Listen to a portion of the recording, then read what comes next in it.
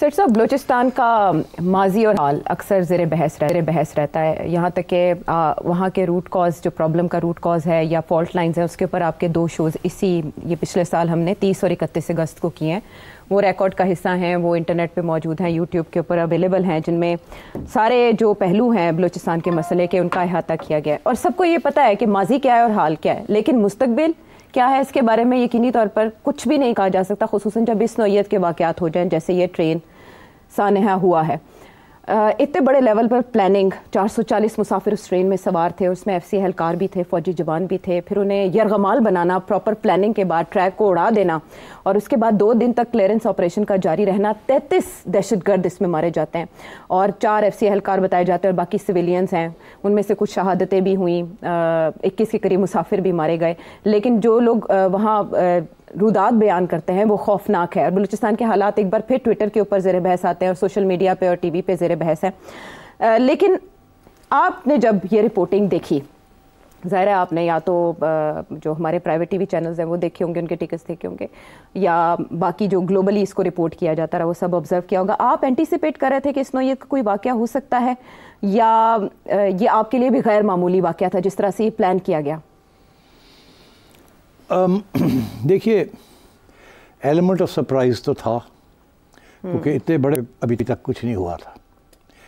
इसमें कोई शक नहीं है कि 2005 से लेके 2017 तक 64 अटैक्स हुए हैं ट्रेन के ऊपर बलूचिस्तान के अंदर। कितने? 64, जिसमें से 60 से ज़्यादा लोग मारे गए हैं। और ये सारी बलोच लिबरेशन मूवमेंट के जो इंसर्जेंट्स हैं उन्होंने किए हैं। तो ये सरप्राइज तो नहीं था, ये तो हो रहा था जी।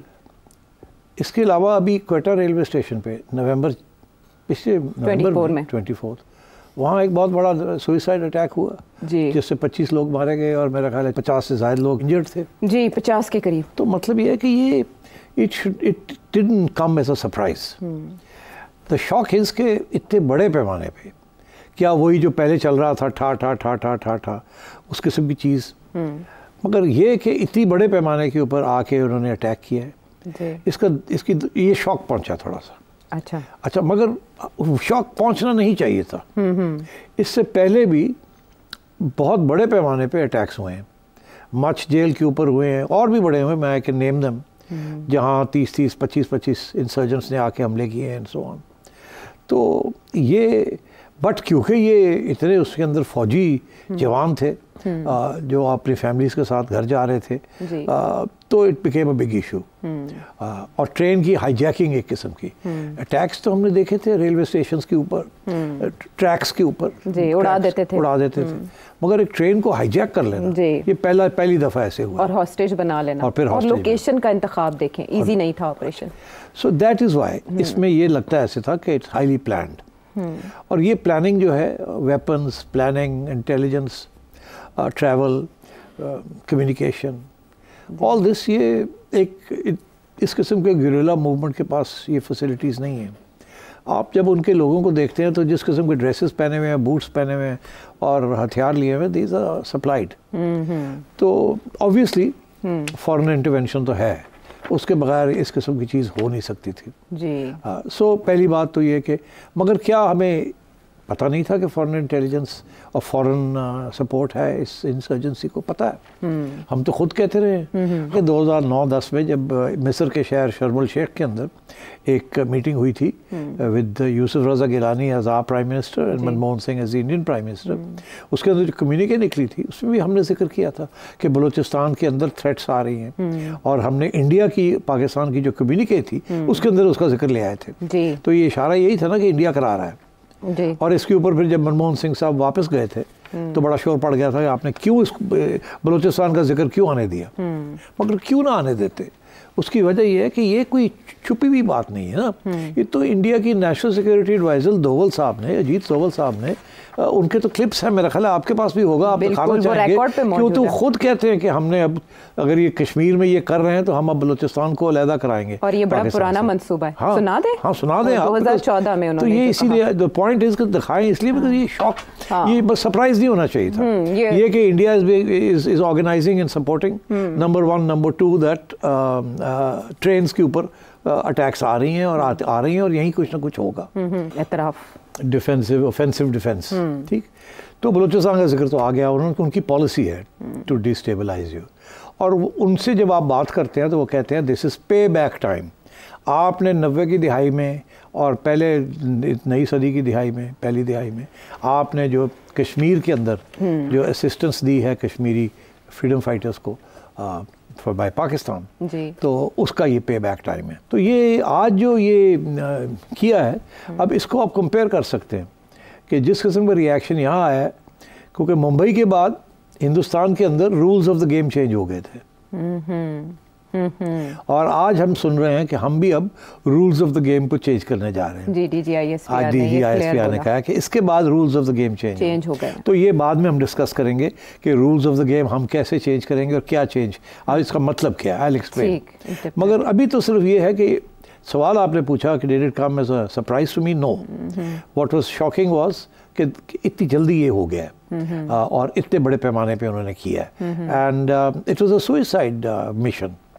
अब देखिए, सुसाइड मिशंस जो हैं आम तौर पे इंसर्जेंट्स करते हैं who are religiously motivated. Secessionist जो होते हैं वहाँ सुसाइड मिशंस नहीं होती। सिर्फ एक तारीख में वाक़या है जहाँ या मूवमेंट है जहाँ सुसाइड मिशंस भी हुई, दैट वाज इन श्रीलंका, जहाँ जब उनके वहाँ एक सिविल वॉर चल रही थी और गेरिल्ला मूवमेंट चल रहा था तामिल्स का, तो उसमें भी suicide attempts were made. But आम तौर पे इस किस्म की सेपरेटिस्ट मूवमेंट्स के अंदर हिट एंड रन गेरिल्ला वॉरफेयर होती है, सुसाइड मिशंस इस किस्म की नहीं होती। बट ये होती है इस्लामिस्ट मूवमेंट्स के अंदर, यहाँ faith is very strong, religion is very strong. Taliban कर सकते हैं, मगर to expect Baloch insurgents to do this, इसका ये मतलब है बड़ी हाई लेवल प्लानिंग हुई है और बड़ी हाई लेवल मोटिवेशन की गई है फॉर समथिंग लाइक दिस। तो आज बड़ा अच्छा एक मजमून भी लिखा है हमारे साथ डॉक्टर फ़रख है, उन्होंने लिखा है, एक्सप्लेन किया है कि कितनी इसमें इंटेलिजेंस और प्लानिंग की ज़रूरत थी, और ये सिर्फ ये बलोच लिबरेशन मूवमेंट ये नहीं कर सकता विदाउट फॉरेन असिस्टेंस। तो आई थिंक आगे जाके जब हम डिस्कस करेंगे, that's where the rules of the game have changed. So I think this is a watershed moment. इसके लिए पहले ये सारी जो अटैक्स जिसका मैंने जिक्र किया है जो होती रही हैं यहाँ, उसका वो असर नहीं पड़ा जिसका जितना इसका पड़ेगा, because it's a big thing. तो इसको असेस क्यों नहीं कर पाई, इस नौइयत के अटैक को प्रीएम्प्ट क्यों नहीं कर पाई हमारी एजेंसी? देखिए, मेरा ख्याल है कि जाहिर है कि देयर इज़ अ प्रॉब्लम। आज किसी ने सवाल पूछा राना सनाउल्लाह साहब ने उनसे कि जी क्या जिम्मेदारी जो है ये बलूचिस्तान की जो सिविलियन हुकूमत है उसकी है या किसी और की है? सिट्स अब कन्फ्यूजन तब पैदा हुई मेरे जहन में जब DGISPR ने इसके बरखिलाफ जवाब दिया, जब उनसे ये सवाल किया गया 12 मार्च को। DGISPR ने क्या कहा? जी हाँ, जाहिर है कि अब और वो क्या कहेंगे, अब मेरा ख्याल है इस पर क्या मैंने तबसरा करना। ये मिली जुली बात है। कुछ मिनिस्ट्रीज़ जो हैं वो डायरेक्टली कंट्रोल की जा रही है कहीं और से, और कुछ मिनिस्ट्रीज़ जो हैं वो प्राइम मिनिस्टर साहब कर रहे हैं। अभी तो ये तो अब मजाक ही बन गया ना कि interior ministry is not with the prime minister. और बलूचिस्तान की हुकूमत भी जो है वो प्राइम मिनिस्टर में उसमें बहुत कम रोल है उसमें। कोई वी ऑल नो दैट। यहाँ से इंटीरियर मिनिस्टर मुफ्ती साहब को उठा के ले गए, वहाँ जाके चीफ मिनिस्टर बना दिया। Balochistan has always been for a long time the domain of the establishment और द मिलिट्री एस्टैब्लिशमेंट। और उसकी वजह यह है ना, because there is an Indian hand there, because there's an insurgency there. अगर insurgency ना हो तो then there's no problem. But the problem arises because there is an insurgency that is backed by foreign powers or based in a foreign country that is hostile to you. तो फिर जाहिर है आपकी national security establishment involve हो जाती है ना. So it's understandable. अच्छा, मगर जो problem यही आ रहा है कि क्या are they dealing with this insurgency the right way or not? And so I think that's what we have to look at. मैं देख रहा था कि 2014 में जो टाइमलाइन है ऑफ अटैक्स, ये मतलब है कि ये तो पिछले साल 2024 में जनवरी से शुरू हुआ है। जनवरी 30 को 3 कोऑर्डिनेटेड अटैक्स हुए जिसमें रॉकेट्स, सोफिस्टिकेटेड वेपन्स मार्च में हुए जो कि सिर्फ 70 किलोमीटर है क्वेटा से, और जिसमें 15 रॉकेट्स फायर किए गए वगैरह वगैरह वगैरह। फिर मार्च 20 को 8 टेररिस्ट BLA से उन्होंने ग्वादर में अटैक किया। उसके बाद मार्च 26 को तुर्बत में अटैक किया, नेवल बेस है वहाँ अटैक किया, 6 टेररिस्ट मारे गए। अप्रैल 13 को 9 पैसेंजर्स पंजाब से आ रहे थे बस के अंदर, उनको उतार के मार दिया गया। मई 10 को 7 लेबरर्स को मार दिया गया। जून 23 को किडनैप कर लिए 14 लोगों को जरगूंद एरिया से हरनई के अंदर। तो ये पूरी लिस्ट है। जून 27 को 50 मिलिटेंट्स ने फ्रंटियर को चेक पोस्ट को अटैक किया, 50। तो ये तो 33 थे, 50 पहुंच गए थे वहाँ। तो अगस्त 13 को डिप्टी कमिश्नर पंगलूर को मार दिया उसकी गाड़ी के ऊपर जो क्वेटा कराची नेशनल हाईवे पे थी। और अगस्त 26 को सबसे ज़्यादा लोग 50 लोग मारे गए डिफरेंट प्रोविंस के डिफरेंट हिस्सों में, अटैक्स बाय BLA। फिर अक्टूबर 2 चाइनीज़ को मार दिया गया और चाइनीज़ कॉन्वॉय था कराची एयरपोर्ट के करीब वहाँ। फिर अक्टूबर 30 को एक कंस्ट्रक्शन साइट थी डैम पंजूर में मकरान के अंदर, वहाँ। नवंबर 9 को ये इधर क्वेटा में जो हुआ, जो इससे जिक्र मैंने किया। फिर नवंबर 17 को सिक्योरिटी पर्सन्स 7 मार दिए गए कलात के अंदर। जनवरी में फिर 5 मार दिए गए एंड सो ऑन। और जनवरी 9 को खुजदार के अंदर बहुत बड़ी अटैक हुई जिसके अंदर 80 मिलिटेंट्स अंदर आ गए। अब 80 लोग कहाँ से आए? ईरानियन बलोच बॉर्डर से लेके आना 80 लोगों का कोई आसान काम है? 80 लोगों की तो पूरी एक छोटी सी बटालियन बन जाती है। तो वो मतलब आया और किसी को पता नहीं है, आ रहे हैं जा रहे हैं, हमारी कोई सैटेलाइट सर्वेलेंस नहीं है। तो मतलब इट्स अ ह्यूज एरिया, जहाँ से चाहें वो आ सकते हैं। You will need to put your entire army into Balochistan in order to fully make sure कि कोई आ ना जा सके। वो तो पॉसिबल नहीं है with a threat from India all the time. तो इसलिए we have a serious issue here and this is what guerrilla warfare is. और उनको एक सेफ हेवन मिल गया अफगानिस्तान के अंदर जिसमें the Afghans are not doing anything to help the Pakistanis and ये वो बैठे हुए हैं, इंडिया फुल फ्लैश कर रहा है। तो I think we have a serious issue which is why अब ये बात हो रही है ना रूल्स ऑफ द गेम। कि रूल्स ऑफ द गेम यही थे कि क्या बलूचिस्तान प्रोविंस को कैसे प्रोटेक्ट किया जाए, या BLA को कैसे ख़त्म किया जाए, या अब लोग इसमें बहुत से सॉल्यूशंस ऑफर कर रहे हैं। We can discuss those as we go along. उससे पहले जो खबर वज़ीर आज़म के विजिट पे आ रही है, वज़ीर आज़म ने वहाँ एक इजलास मुनक्किद किया और सबके साथ वहाँ बातचीत हुई है, ब्रीफिंग उनको दी गई है। खबर यह है कि बलूचिस्तान का इंटेलिजेंस सेटअप तब्दील करने का हुक्म दिया गया है। तो इसका मतलब है कि फॉल्ट वहाँ था? देखिए, इंटेलिजेंस सेटअप तो होना चाहिए था ना वहाँ। वहाँ कोर हेडक्वार्टर्स भी है सदर्न कमांड की, वहाँ FC भी है, सब कुछ है वहाँ। तो hundreds of thousands of people are involved there. MI भी है, ISI भी है, they have station commanders, they have everything. तो क्यों ये, is this an intelligence failure?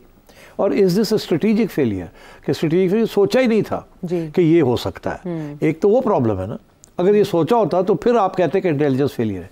अगर सोचा ही नहीं था तो फिर इंटेलिजेंस तो थी नहीं। You never thought it was important. So I think there been ये असेसमेंट जो थी ना कि ये BLA कितनी स्ट्रॉन्ग है, कितनी बैकिंग है, क्या क्या कर सकती है, ये मेरा ख्याल है सही असेसमेंट आज तक हुई नहीं। और अगर हुई है तो ज़ाहिर है गलत निकली है। I don't know, but you see the facts on the ground are that ये चीज़ें हो रही हैं, you are unable to do anything about it. तो इसकी जिम्मेदारी किस पे आयद होती है? वज़ीर दिफा का इस्तीफ़ा भी मांगा जा रहा है, वज़ीर दिफा बैश कर रहे हैं पाकिस्तान तहरीक इंसाफ को असम्बली में। दूसरी तरफ इंटीरियर मिनिस्टर वो भी तनकीद की जद में है कि वो क्या कर रहे थे जो बलूचिस्तान को एक SHO की मार कहते हैं। राना साहब ने तो ऑलरेडी आपको बता ही दिया है कि इसमें हुकूमत और इंटीरियर मिनिस्ट्री वगैरह का तो कोई रोल ही नहीं है। तो इसलिए वाई आस्क फॉर रेजिग्नेशंस जो होनी नहीं है। द रियल डिसीजन मेकिंग कहीं और है और वहाँ आप ये सवाल नहीं पूछ सकते। वहाँ जो अगर जवाब भी हैं तो आपको नहीं मिलेंगे बिकॉज ऑफ सिक्योरिटी रीजंस, कि कुछ बातें होती हैं जो आपको नहीं बताई जा सकती। तो इसलिए आई थिंक इम्पॉर्टेंट चीज़ ये है कि अब कम से कम जाके कोई रिव्यू तो हो। ये बड़ी खुशाइन बात है कि हमें ये सुना है कि rules of the game are changing. ये rules of the game should have changed 10 years ago। जब आपने ये देखा था तो थोड़ी सी प्रोजेक्शन तो होनी चाहिए थी कि पे बैक टाइम आएगा, BJP ये करेगी, आपको हिंदुस्तान ने मुंबई के लिए माफ़ नहीं किया, उसके बाद जो कश्मीर में हुआ उसका माफ़ नहीं किया और वो अपना बदला लेंगे। ये तो पता था आपको, तो उन्होंने खुद कहा था आपको। तो व्हाट डिड यू डू? तो अब क्या रियासत की पॉलिसी वाज़े हो जाएगी रिगार्डिंग बलूचिस्तान इस अनाउंसमेंट के बाद, इस वन लाइनर के बाद? वहाँ ऑपरेशन होगा, इमरजेंसी लगेगी या फिर एंगेज किया जाएगा वहाँ की पावर्स को? नहीं, देखिए इमरजेंसी क्या होती है कि सूबाई हुकूमत के मामलात अपने हाथ में ले लिए, जो तो ऑलरेडी हाथ में है। तो इमरजेंसी लगाने की सिर्फ ये है कि कानूनी तौर पे जो भी कार्रवाई होगी उसको चैलेंज ना किया जाए। वो वैसे भी कोई नहीं चैलेंज करता वहाँ। तो इसलिए मेरा ख्याल है अगर एक लीगल अम्ब्रेला लेना है तो वो आर्टिकल 245 के जी basically it's a form of martial law. 232, 237 232, 237, 245 भी है ना, दैट इज तो फौज निफाज है ना। हाँ, तो वो हो सकता है, दे कैन डू एनीथिंग। तो अब बात ये है कि बट मेरा ख्याल है that is just a legal cover. Government तो है उनके पास वहाँ, and government is basically just to keep everyday life going. थोड़े बहुत डेवलपमेंट प्रोजेक्ट्स, थोड़े बहुत ये, थोड़ा बहुत वो। Otherwise real powers is with the local military command there and the intelligence. तो अच्छी बात है अगर वहाँ इंटेलिजेंस हाइटन होगी, मिलिट्री कमांड और डायरेक्टली इन्वॉल्व हो जाएगा इन ऑल दिस, और फोर्सेस भेज दी जाएंगी, अच्छी बात है ये, दिस गुड। बट मेरा ख्याल है रूल्स ऑफ द गेम जो चेंज हो रहे हैं वो ये नहीं है। फिर किसके लिए हो रहे हैं और क्या हो रहा है? रूल्स ऑफ द गेम ये हैं जैसे इंडिया ने rules of the game change किए थे कि आपके ऊपर उन्होंने स्ट्रेटेजिक स्ट्राइक्स की थी, आपको धमकी दी थी, ठीक, उन्होंने ऑफेंसिव डिफेंस कर दिया था जी। तो अब आप भी कोई ऑफेंसिव डिफेंस करेंगे या नहीं करेंगे? और इंटरेस्टिंग बात यह है कि आपका offensive defence can not be against India. आप तो पहला फॉरेन ऑफिस का जो बयान था हमारा, उसमें से इंडिया का तो जिक्र ही नहीं था। अब पार्लियामेंट के अंदर कोई बातें शुरू हो गई है कि इंडिया इज बिहाइंड इट, ठीक है। मगर उसकी वजह यह है ना कि हमारे पास जो भी एविडेंस है, we have not presented it to the world.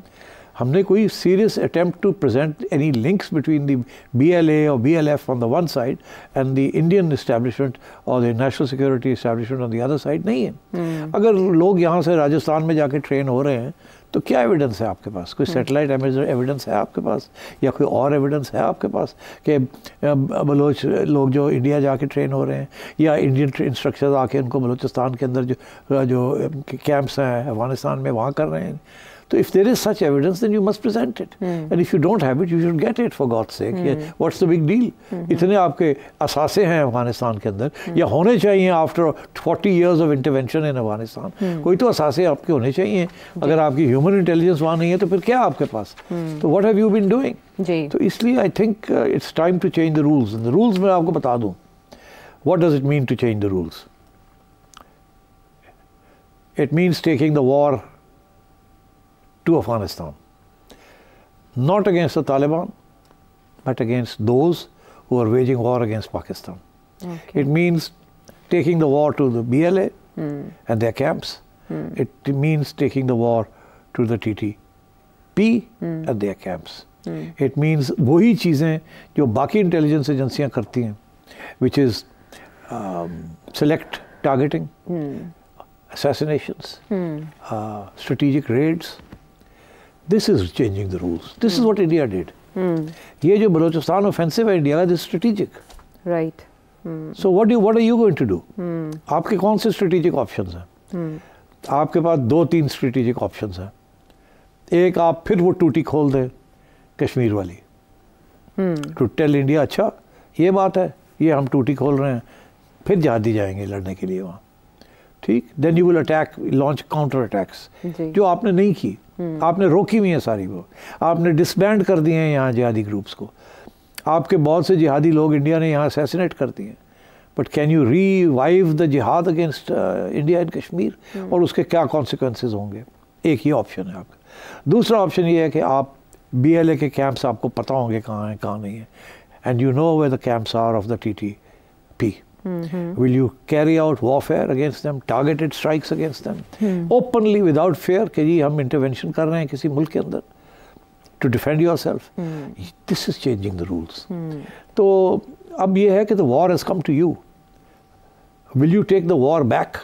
Right. What will you do? आप यहाँ बैठ के sitting ducks होंगे, You cannot protect. Balochistan is a huge province.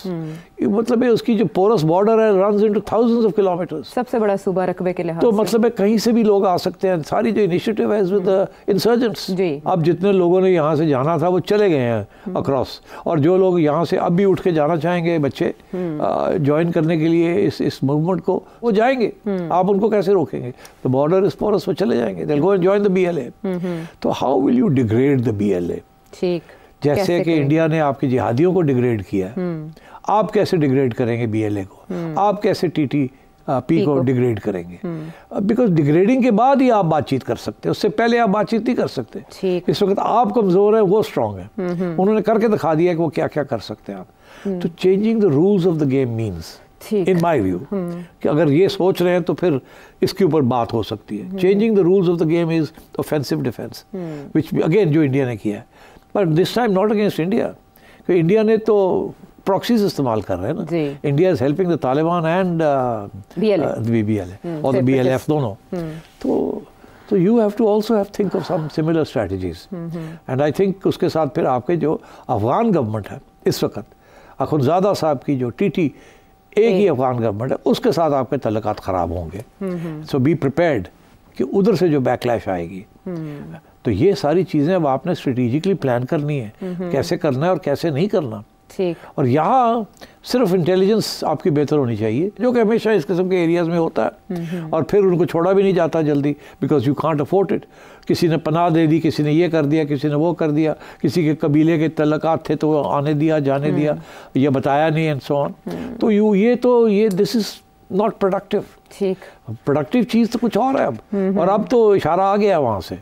तो I think you need to be very clear.